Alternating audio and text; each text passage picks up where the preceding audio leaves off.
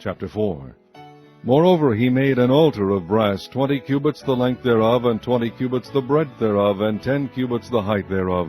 Also he made a molten sea of 10 cubits from brim to brim, round in compass, and 5 cubits the height thereof, and a line of 30 cubits did compass it round about. And under it was the similitude of oxen, which did compass it round about, 10 in a cubit, compassing the sea round about. 2 rows of oxen were cast when it was cast.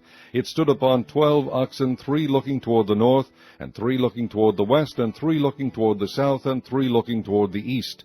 And the sea was set above upon them, and all their hinder parts were inward. And the thickness of it was an handbreadth, and the brim of it like the work of the brim of a cup, with flowers of lilies, and it received and held 3,000 baths.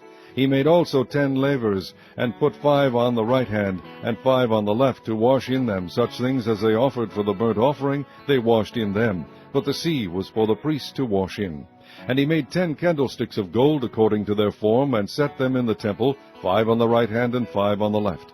He made also 10 tables, and placed them in the temple, 5 on the right side, and 5 on the left. And he made 100 basins of gold. Furthermore he made the court of the priests, and the great court, and doors for the court, and overlaid the doors of them with brass.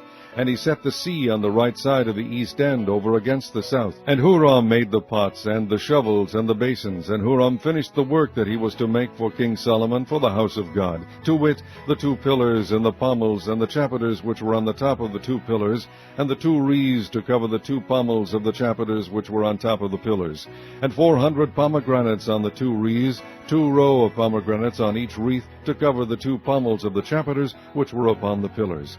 He made also bases, and lavers made he upon the bases, 1 sea, and 12 oxen under it.